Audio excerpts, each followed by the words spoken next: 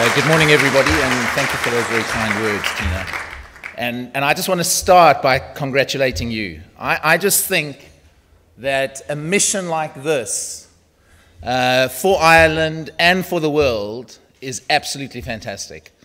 And I say that out of the bottom of my heart because I'm so passionate about the role that I think business can be playing in the community to create an environment where all stakeholders are able to benefit from that value. So well done, Tina, and well done, Ireland. I should also congratulate the rest of the room because on Saturday here at the Aviva Stadium, as a very, very proud South African, you taught us a lesson on the rugby field. But hopefully that is a bit of a wake-up call for that side as they take on England, because I'm sure you would love South Africa to beat England on Saturday. I love to come back to Ireland because I have a very strong affinity to Ireland. My father was born in Ballymore Eustace in the County Kildare.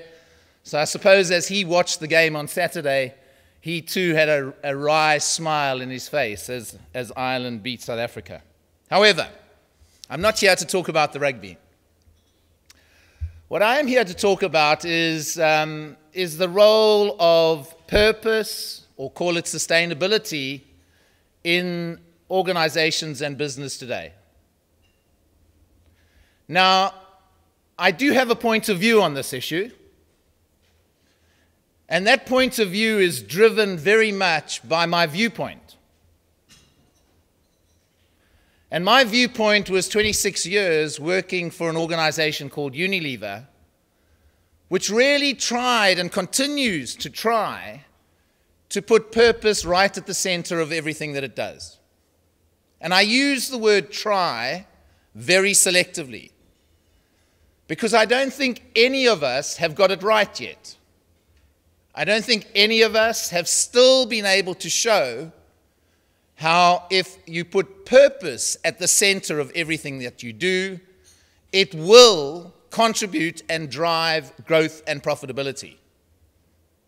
But that is the theory that we are going after, and that is what we're trying to do, is to try and create an organization that really does put purpose at the center of everything that it does.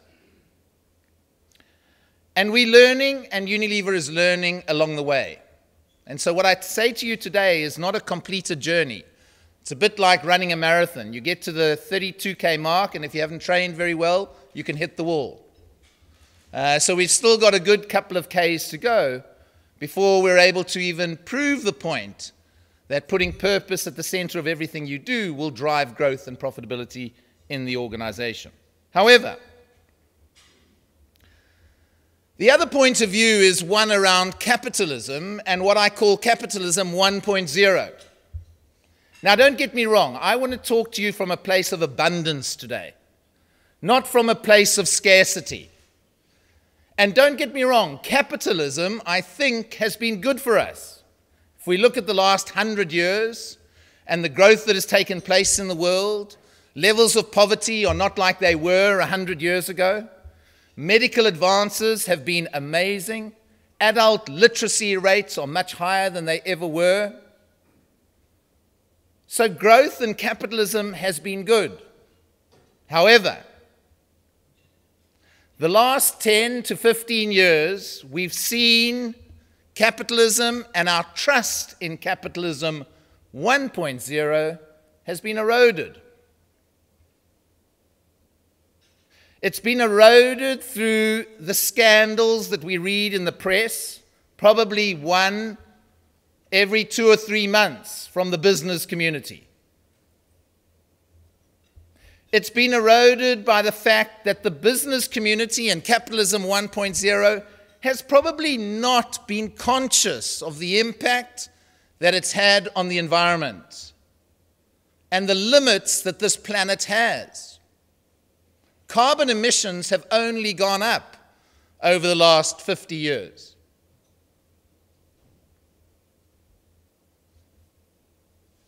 I'm not sure that capitalism 1.0 has led to greater levels of equality.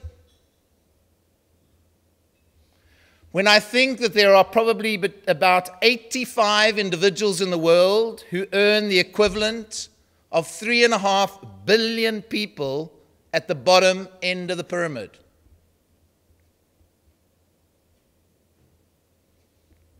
There are billions of people who go to bed hungry every night.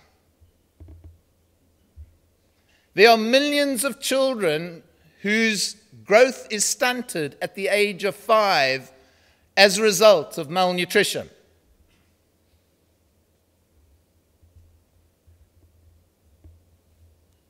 So I'm not sure that capitalism 1.0 over the last 10 to 15 years leaves us with something to feel very proud of.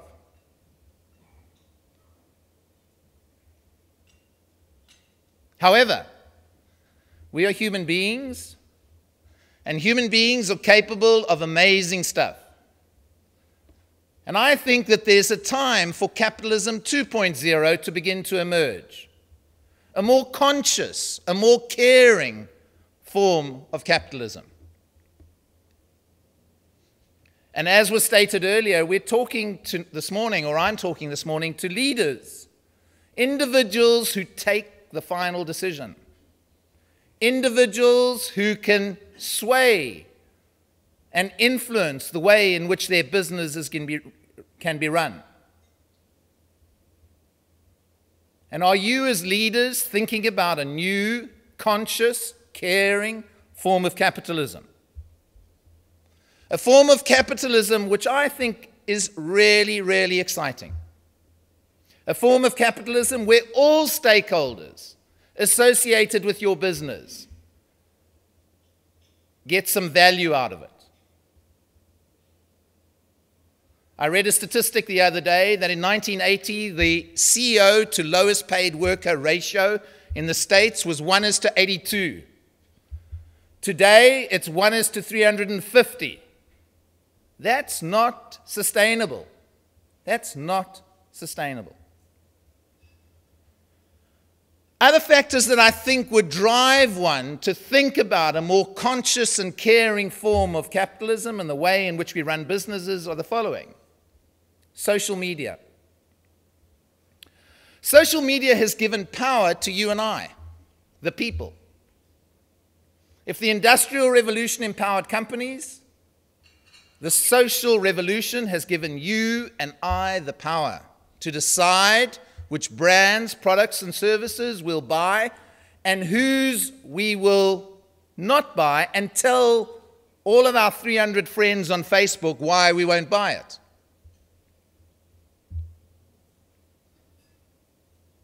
Wealth might be concentrated in a few, but power has become dispersed. Honesty and transparency are what consumers and individuals who buy products and services are looking for today. They're looking for it because trust has been eroded. So they're looking for honesty from organizations that they can trust in again. The level of trust and the way in which has been eroded was really brought home to me a couple of months ago, or maybe a little bit longer than that, when the Pope resigned. Old Benedict. Pope Benedict resigned. And by the way, I'll declare I'm a Roman Catholic, so I can tell the story. But when Pope Benedict resigned, and by the way, the press had told us the reason he was resigning was that he was not fit enough to lead the Catholic Church into the next 10, 15, 20 years. And that he was probably going senile, and therefore it was better that he stepped aside. But somebody in the office came to me and said, I've read all of this about the Pope, but I wonder, what has he done wrong? That kind of made me think about trust and the way in which trust has been eroded. So honesty and transparency is the new name of the game. And I don't think people are looking for perfection. Lance Armstrong is one of my heroes, or he was. He was. And I didn't mind if he had told me that he was using drugs, because anybody who rides 21 days at an average speed of 40 k's an hour doing the Tour de France for 3 weeks must be on drugs. And they were all on drugs. The problem with Armstrong was that he tried to bully and prevent anybody telling the truth about him. So people aren't expecting perfection, but what they are expecting is honesty. And then finally, we only have one planet. We only have one planet, and capitalism 2.0 needs to take that into account. It needs to take it into account. The fact that in 2035, 2/3 of the land mass will be water scarce. And I know people say, well, we'll find a solution to that, but it will be water scarce. What does that mean for our businesses? Particularly a business like Unilever, where 90% of the domestic use of water in the home is using water that is used for our products. And if you're not a loyal Unilever supporter like I am, then maybe it's similar products. But washing your hair with Dove shampoo, having a cup of Lipton tea, washing your clothes with Persil, having a cup of Knorr soup, 90% of the domestic water use in the home using our products. And if water is going to be in short supply in 2035, what does that mean for our business?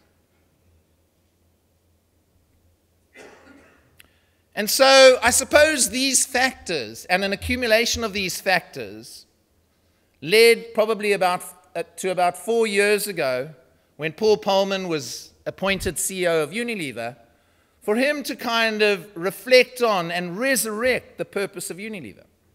And that purpose was one of, how do we make sustainable living commonplace in the world? There's 7 billion people on the planet today, and by 2050, there will be 9 billion people. And the challenge is, how do we allow for 9 billion people to live on the planet in a sustainable way? Where sustainable living is commonplace, where it's aspirational to drive an electric car. How can we contribute to that as an organization? And what that led to was not just a purpose statement around making sustainable living commonplace, but it was more about a real attempt to integrate that into the core of the business. And probably the most symbolic aspect of that was when we closed down corporate social responsibility department in Unilever.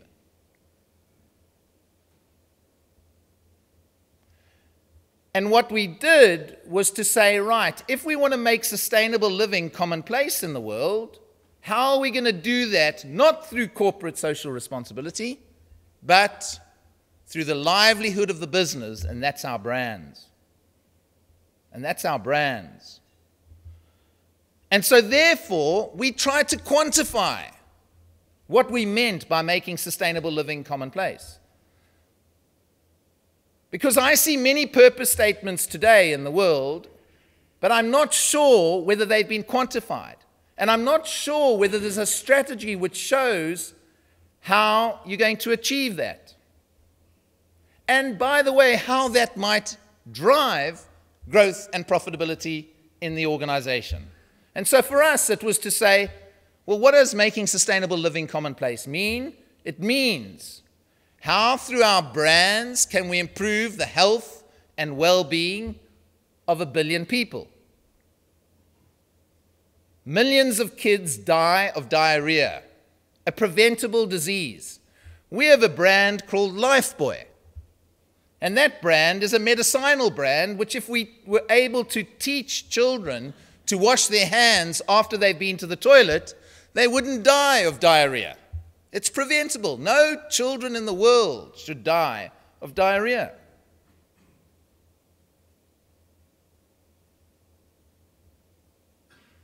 So how could our brands contribute to improving the health and well-being of 1 billion people? And by the way, Because more people then are going to want to buy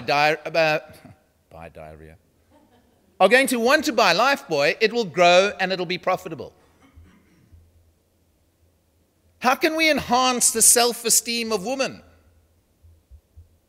96% of women don't think they're good enough. It's a global fact. And I see it at home every single day. I have 2 girls and a wife. And the number of times they tell me their hair isn't the right color, or they wish their eyes were a different color, or they could lose some weight. And so Dove has tried to address that by trying to enhance the self-esteem of women.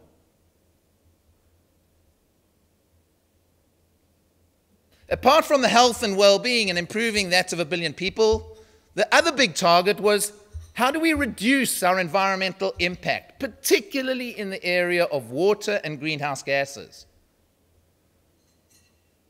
Particularly in the area of water and greenhouse gases, especially if 90% or 89% of the domestic water in the house is used using our products. Doesn't it make business sense for us to really try and ensure that we reduce the impact that our brands have on the use of water in the world? And could we halve that? Was the big, hairy, audacious goal we gave ourselves. And then finally, how do we ensure that all of the raw materials that are used in the manufacture of the brands come from sustainable sources? And that in doing that, we enhance the livelihoods of thousands of people around the world. And so what we tried to do was to take this concept of purpose and then quantify that. Quantify it and set some big, hairy, audacious goals that if we achieved those goals, that would lead to the growth and the profitability of Unilever. So this is not about philanthropy. This is not being philanthropic around the importance of purpose and trying to put it at the center of everything that you do. This is about ensuring that the business grows and is profitable, but does so in what your mission states, a sustainable and responsible way. That journey continues, and that journey has been driven by a number of factors that I've just outlined. But in order to really embed this, a couple of lessons for me have been the following. The first lesson, and if I could have my life over again, would have been to take and pay more attention to culture. Culture eats strategy for breakfast every single time when the two collide. When culture and strategy collide, there's only one winner, and that is culture. And although we have amazing strategies around sustainability today, I don't think enough time and attention has been given to ensure that the culture of the organization supports that strategy. And in order to do that, there were 3 things that became very apparent for us to attend to. The first was to show the business case. To show the business case that if we were to enhance the health and well-being of 1 billion people, reduce our environmental footprint, and enhance the livelihoods of thousands of people, we'd grow and we'd be profitable. And what was that business case? That business case was driven around things like a purpose like making sustainable living commonplace led to enormous and significant innovations. Innovations we would never have thought of. A concentrated liquid to wash clothes with. We would never have thought of that had it not been for this purpose around wanting to make sustainable living commonplace. A dry shampoo. We probably would never have thought of a dry shampoo.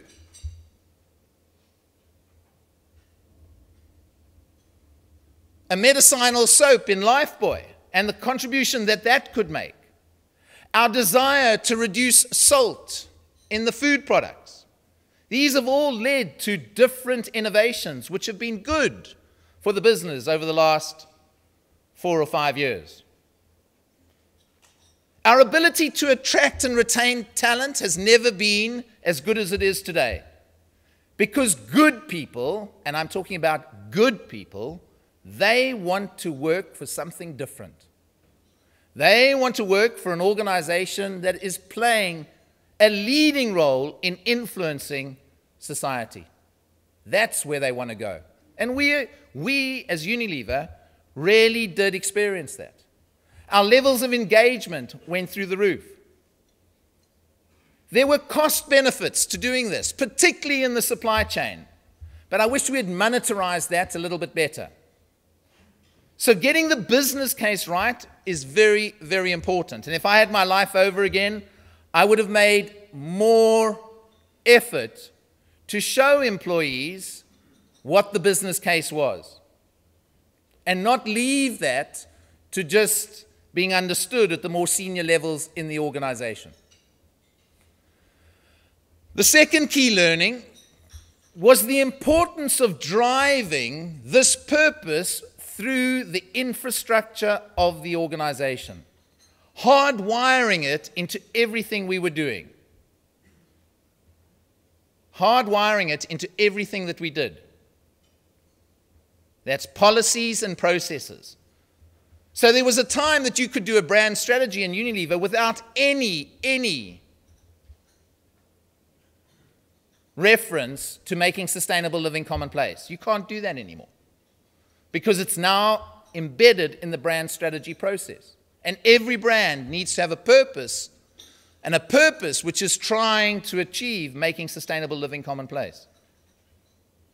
Our innovation process, we had to embed. Our supply chain processes, we had to look at all of our processes through the lens of making sustainable living commonplace. 6 years ago, you could write a strategy review document in Unilever without a single word relating to making sustainable living commonplace. You can't do that anymore because it's embedded in the infrastructure, or we're beginning to embed it within the infrastructure of the organization. And then finally, the third real driver, I think, for cultural change, as important as building it into the infrastructure, was leadership advocacy. Not just leadership. We can all call ourselves leaders. But it's those leaders that advocate for something new and different that is really important. That can advocate for a new way in doing business, for a new business model. A business model where your purpose is embedded in the products, the brands, and the services that you provide to your consumers or to the people who purchase them. Leaders who are going to advocate for this new form of capitalism, a more conscious and caring form. I think that there are lots of leaders out there who kind of understand and are aware of the need for a different form of doing business. They understand it and they're aware of it. It's just like we all know that smoking's not good for us. We understand it and we're aware of it. But it's only when we engage and advocate in not smoking do we give up smoking. And I think it's the same around creating a new form of capitalism. Having more and more leaders who truly advocate and are engaged in creating a better world.